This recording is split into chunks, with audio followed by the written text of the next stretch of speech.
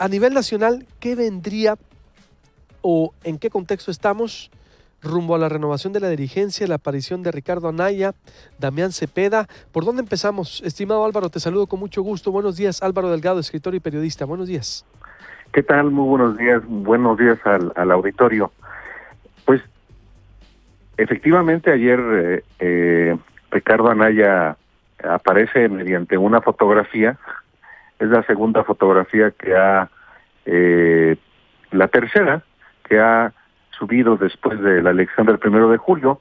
Ayer sube a su cuenta de Facebook una fotografía junto con el presidente nacional del PAN, Damián Cepeda, paisano de quienes nos están escuchando, y más tarde otra fotografía de su familia preparando de comer, según dice Anaya.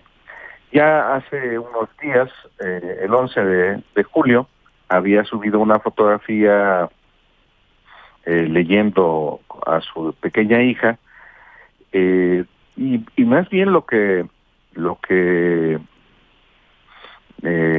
se perfila con este tipo de señales que envía Ricardo Anaya es un poco tratar de tantear las reacciones para ver si efectivamente reaparece públicamente el próximo sábado. ¿Qué va a pasar el próximo sábado? Pues es la primera sesión del Consejo Nacional del PAN, que es el máximo órgano de dirección de este partido, que por primera vez después de la elección va a sesionar para hacer una evaluación sobre lo que pasó el 1 de julio, este desastre brutal que hizo retroceder al PAN a niveles de hace 25 hasta 30 años, y no es seguro que Anaya se presente en esta sesión, porque si bien tiene una mayoría en el Consejo Nacional, corre el riesgo de que sea abucheado, repudiado por un sector del PAN, sobre todo por parte de un sector que ya no quiere que esta dirigencia que él encabeza todavía se mantenga en el poder. Entonces, este es, digamos, lo que en lo inmediato está pasando en el PAN, después de la aplastante derrota que padeció el 1 de julio. Bien, en torno a la renovación de la dirigencia también, Álvaro, es decir, llega en un momento también clave, porque ¿cuándo es la renovación de la dirigencia? Perdón. Mira, la emisión de la convocatoria es marca, digamos, que el arranque propiamente del proceso. El proceso en los hechos inicia este sábado con precisamente la sesión del Consejo Nacional.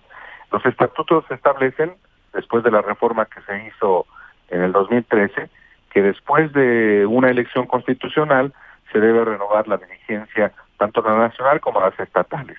De manera que en el segundo semestre del año, que estamos ya comenzando, que estamos ya en curso, debe convocarse a la renovación de la dirigencia. En el caso de la nacional, debe emitirse la convocatoria y enseguida integrarse al órgano que va a conducir el proceso interno, que tiene que ser abierto conforme al estatuto, es decir, todos los miembros del PAN pueden participar en la elección del dirigente, del presidente, del secretario general y de los integrantes del CEP. Ahora se hace con planilla. Y bueno, hubo un intento, Luis Alberto y el auditorio quizá recuerden, hubo un intento de poder, digamos que tratar de darle la vuelta a este ordenamiento estatutario con un consenso que se estaba construyendo entre el grupo de Ricardo Anaya y los gobernadores para evitar efectivamente que hubiera una elección interna. Se trataba de impulsar al actual gobernador de Guanajuato, Miguel Márquez, a la presidencia del PAN, con el hijo del gobernador saliente de Veracruz, Yunes, como secretario general. Pero Miguel Márquez, el gobernador saliente de Guanajuato, alegó que tras consultarlo con su familia, pues había decidido ya no participar en el proceso interno.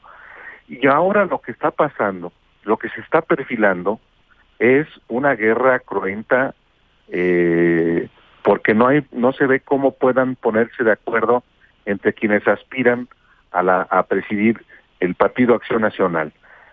Hay varios prospectos, muchos solamente de papel desde mi punto de vista, entre ellos el senador sonorense Búrquez,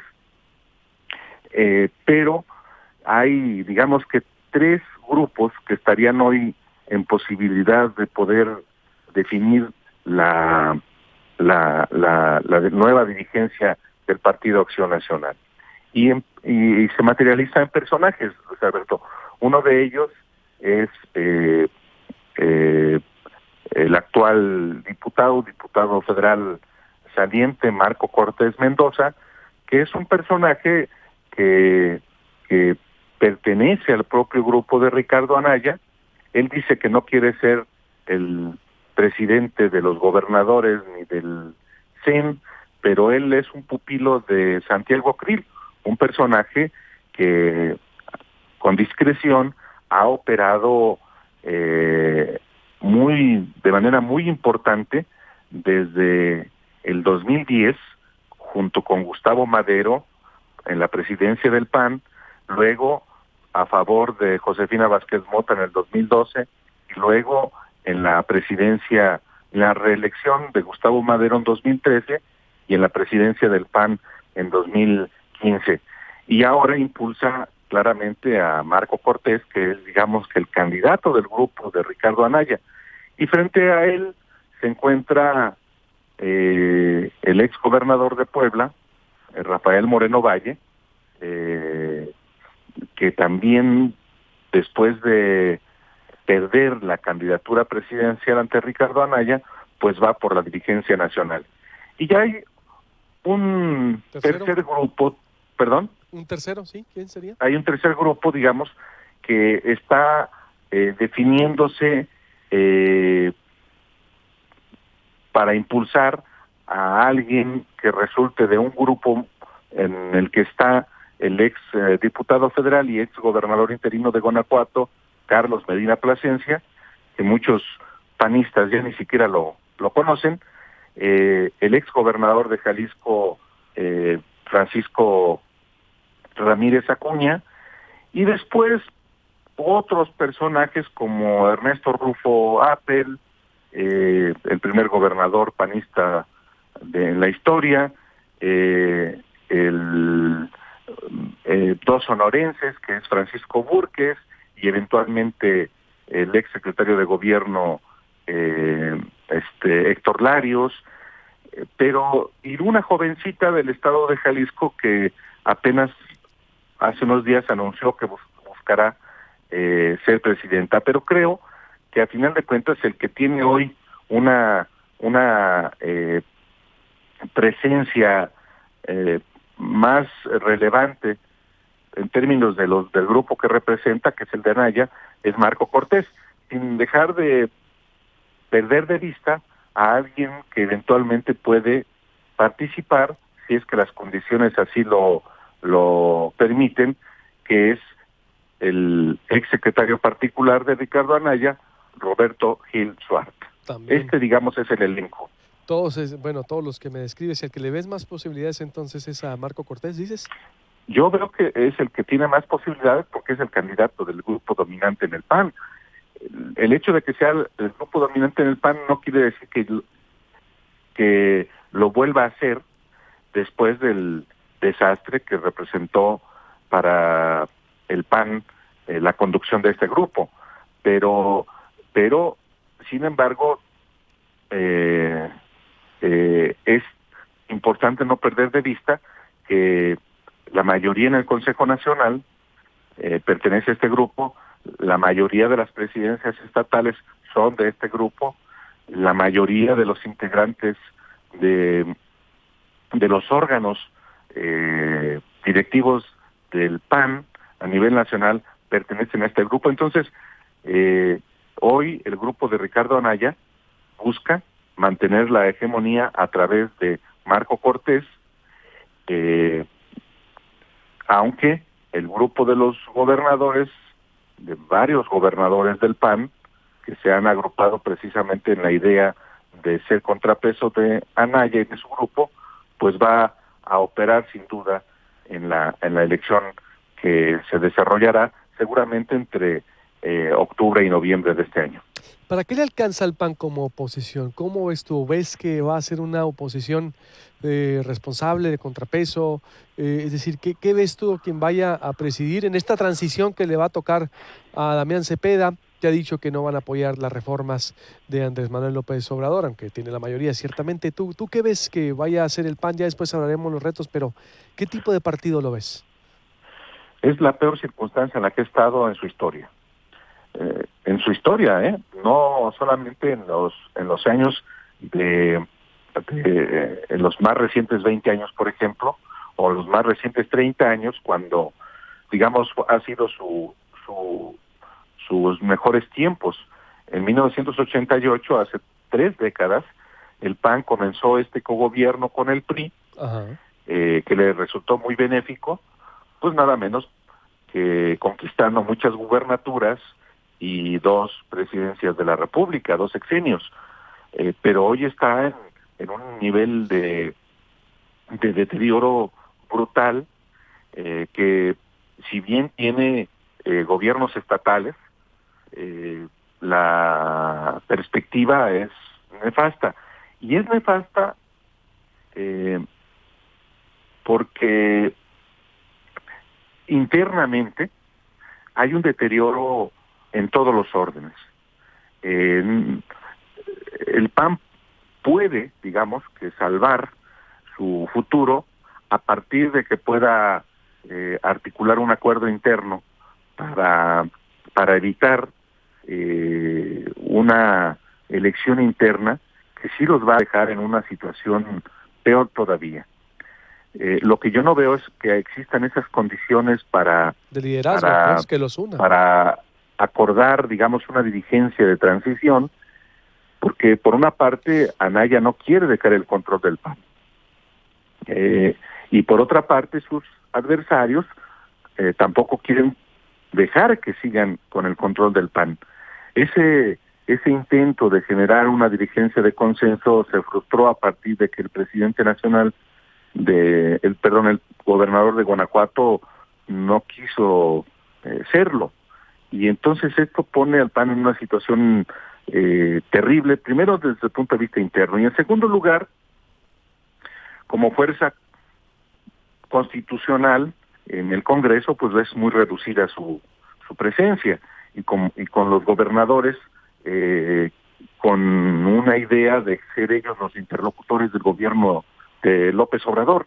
Entonces, yo no veo tampoco oficio político para que precisamente puedan articular posiciones definidas ante el nuevo gobierno, y lo que más bien se perfila, antes de que pueda haber una elección interna en el PAN, esto puede cambiar, pero lo que se perfila es que van a ser los gobernadores los que establezcan una relación institucional con el nuevo gobierno, mientras que la dirigencia será solamente, si el grupo de Anaya lo es, más bien testimonial.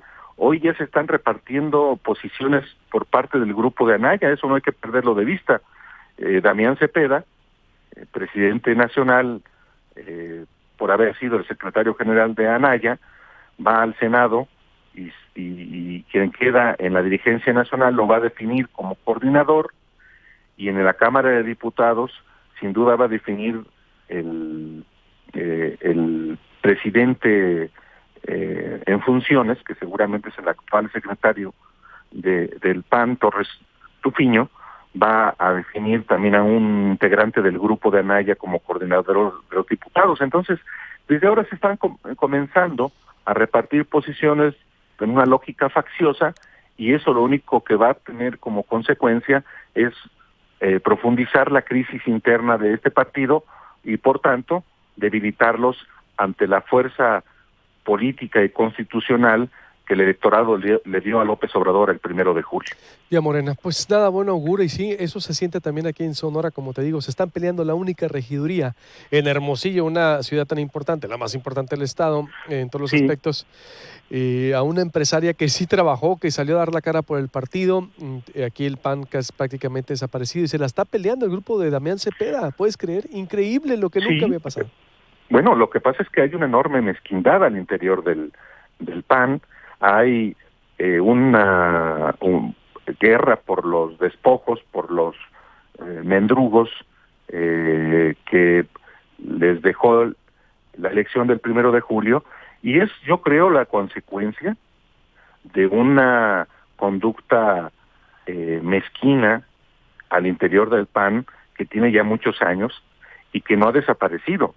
Esta conducta mezquina, arrogante, prepotente, inepta, que ha caracterizado al Partido Acción Nacional en las más recientes décadas, condujo a este desastre. Y en esto todos los panistas son responsables, unos con mayor responsabilidad que otros en función de sus deberes, pero si uno lo ve desde el punto de vista grupal, la derrota del 1 de julio le pega a todos los grupos, y son muy pocos realmente los militantes, los dirigentes que se salvan de ese desastre, que los hay, gente que se ha dedicado a trabajar en Sonora y en otros estados, pero desde el punto de vista grupal a todos les pegó de manera contundente, y todos los grupos son responsables precisamente de este desastre. Si hubiera altura de miras, como dice el lugar común, si hubiera, digamos, una idea de que puede haber un después del desastre, perfectamente podrían ponerse de acuerdo, pero eso implica ceder en ciertas posiciones, y los que menos quieren ceder en posiciones son los grupos hegemónicos, y por eso se disputan, por eso mantienen, por eso quieren controlar lo poco que rescataron de la elección del 1 de julio. Vaya, pues van muy bien. Ahora ya, después de ser primos hermanos del PRI, se van a parecer más al PRD. Vaya Pues crisis de identidad. el problema es que parece que para allá van. El caso del PRD ya es una cosa ya pues va claramente a la extinción. Eso también se veía venir desde hace mucho tiempo, particularmente desde el 2012, cuando después de la elección también López Obrador les dice adiós, un partido que se corrompió hasta la médula, y es el mismo caso del PAN, que la corrupción se instaló en el PAN y nunca hubo nadie que pudiera procesar precisamente conductas de militantes que después, como el cáncer, se extendió a todo el cuerpo. ¿Tiene futuro el PAN? Yo creo que tiene futuro en la medida en la que deponga la mezquindad de las acciones, de que las acciones cedan y puedan, digamos que comenzar primero a partir de asumir causas ciudadanas como partido, y también de manera simultánea que sus gobiernos actúen de manera pues más eficaz, también resolviendo los problemas de la ciudadanía. Parte del problema del PAN fue que sus gobernantes, a todos los niveles, desde la presidencia de la República, gobernadores, presidentes municipales, se volvieron muy parecidos al PRI, distantes de los ciudadanos, muy arrogantes, muy prepotentes, me decía un panista viejo, muy mamones, y eso pues tiene sus costos. Consecuencias. Totalmente. Pues te agradezco mucho, como siempre, Álvaro Delgado, enriqueciendo el debate aquí desde Sonora, y ya estaremos pues consultando y viendo qué es lo que viene y cómo se desarrolla esta reunión del sábado con Ricardo Anaya. Estoy a tus órdenes. Muy buen día al auditorio también. Igualmente. Por